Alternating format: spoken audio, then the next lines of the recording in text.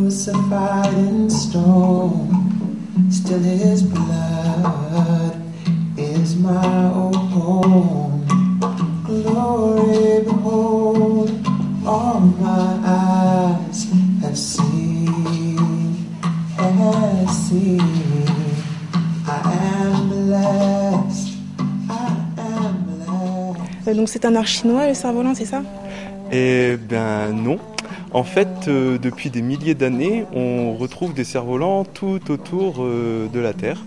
Donc c'est vrai que c'est très développé en Asie, c'est même inscrit dans des cadres culturels, religieux, mais il faut savoir qu'on a déjà retrouvé par exemple des vases grecs qui datent de 1000 ans avant Jésus-Christ, et dessus il y avait gravé une femme qui faisait du cerf-volant.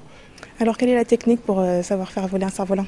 Quand il y a du vent dehors, eh ben, la première chose, la plus importante, c'est de mettre le cerf-volant face au vent. Et le cerf-volant, il doit être face à vous.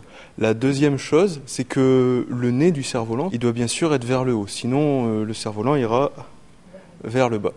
Et déjà, si vous faites ça et que le cerf-volant est à peu près bien réglé, il y a de grandes chances que ça vole. Et donc du cerf-volant sans vent? Du cerf-volant sans vent, alors quelque part c'est encore plus facile. Le vent en fait c'est nous qui le faisons, c'est ce qu'on appelle du vent relatif, c'est le vent qu'on crée par le mouvement. En faisant bouger comme ça, on crée du vent et c'est ça qui permet au cerf-volant de voler. Tu prends de l'espace, tu es obligé de bouger avec tes pieds. Allez, déplace-toi avec tes pieds, tu es obligé. Voilà. En fait, les gens, quand on leur parle de cerf-volant sans vent, il y a des souffleries, il y a quelque chose. Eh ben non, pas du tout. Donc certainement par curiosité ils viennent. Ça suscite beaucoup l'imaginaire et la poésie. Et donc les gens, ils viennent par curiosité et puis ils sont conquis un peu par ce qu'ils voient. C'est tellement simple et puis inattendu que ça touche assez souvent. Ouais. Qu'essayez-vous de transmettre en faisant des cerfs-volants, en les faisant voler?